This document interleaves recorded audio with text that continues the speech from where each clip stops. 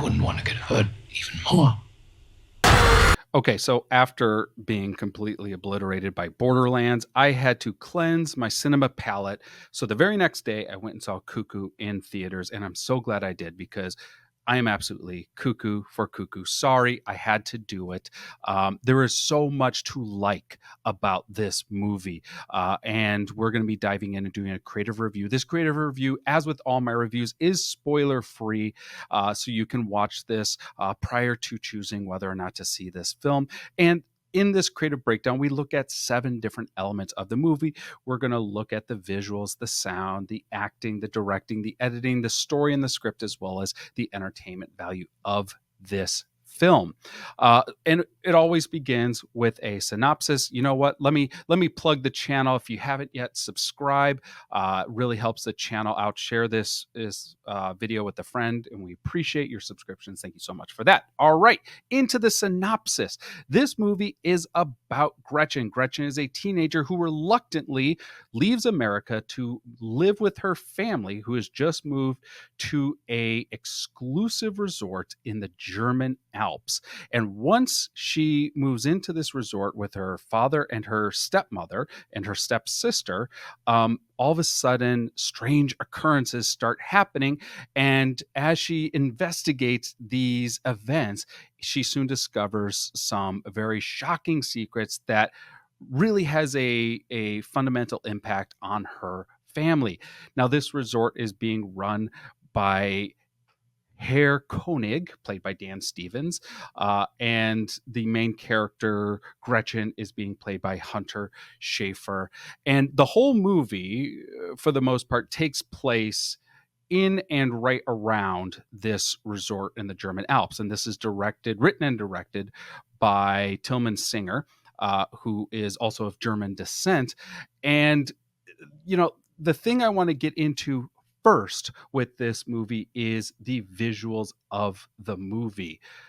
This had to be thus far I believe this is my favorite and most visually pleasing movie I have seen of 2024.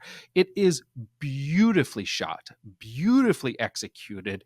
The cinematography does such a phenomenal job of creating the sense of claustrophobia. And they do this in a couple different ways. One, in set design, there's just oftentimes smaller rooms, smaller doorways, smaller frames, but also the lens choice they're using and the position of the cameras in relation to the subjects they're filming.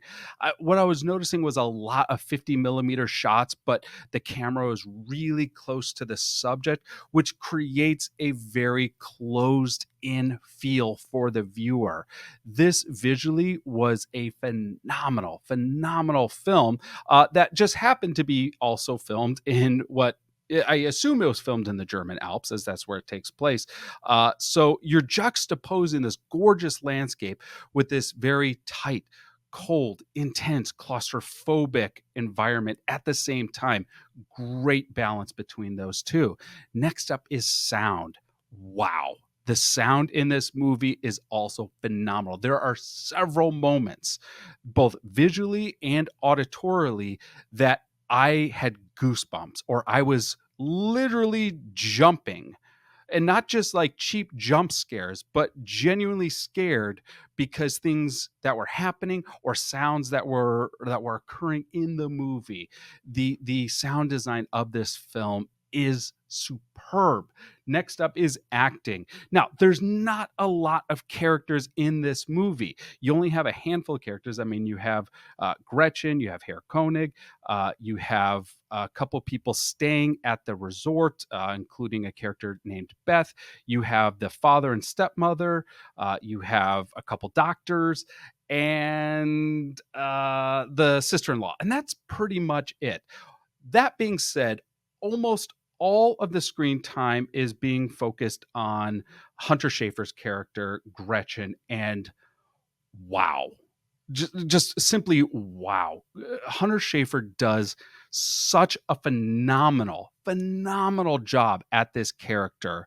And her line delivery, her emotion is so effective.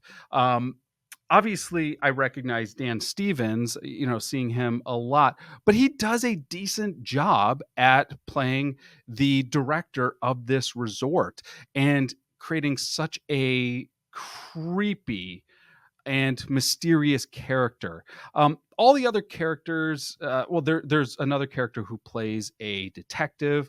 I don't have his name pulled up in front of me right now, but he also does a really good job. And the nice balance that they achieve with these characters is you're never quite sure their motivations until the very end. And I think that is a great story, great directing, but also really solid acting.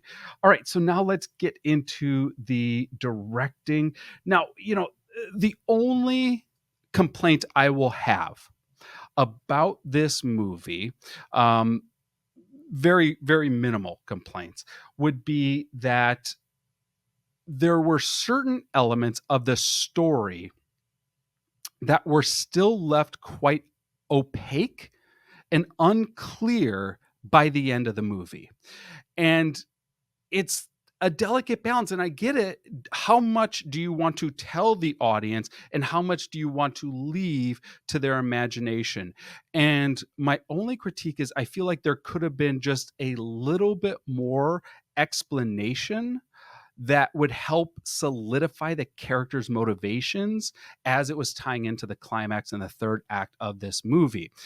It was not like, for example, it was not really clear the father and the stepmother's motivations in this movie. It was not really clear what the director of the resort's motivations were.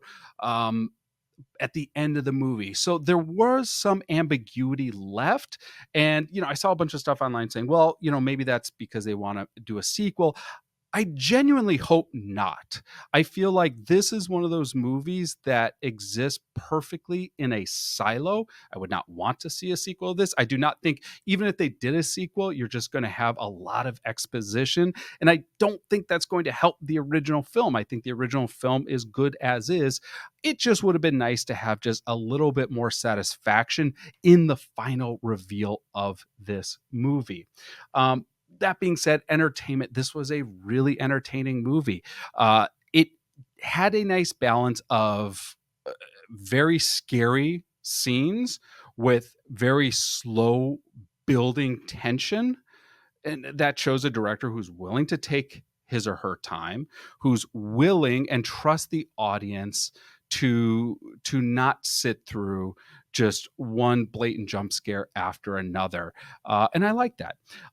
So overall, like, this was one of my favorite movies and the highest movie I've scored thus far this year. Thus far, because I have another review coming out here pretty shortly. So what is the scorecard? Well, visuals 10 out of 10, sound design another 10 out of 10, acting 10 out of 10, directing 9 out of 10, editing 8 out of 10, story and script 8 out of 10. And the only reason I have those points coming off there is just because of that ambiguity in the story and the characters' motivations, and just really trying to get that full satisfaction at the end of the film. But entertainment, this is an 8 out of 10. I really enjoyed watching this movie. It was such a fun movie to watch. That gives it a score of 63 out of 70. That's a 90%. Hey, this is our first A movie of the year. So highly recommend Cuckoo. Let me know if you've seen this movie, what your thoughts are, any interesting takeaways you had from the movie. Let me know in the comment section below. If there are other movies you want me to check out, please feel free to let me know. Happy to check out your recommendations. Thank you so much for tuning in to this review, and we will catch you in the next screening. Take care, everyone.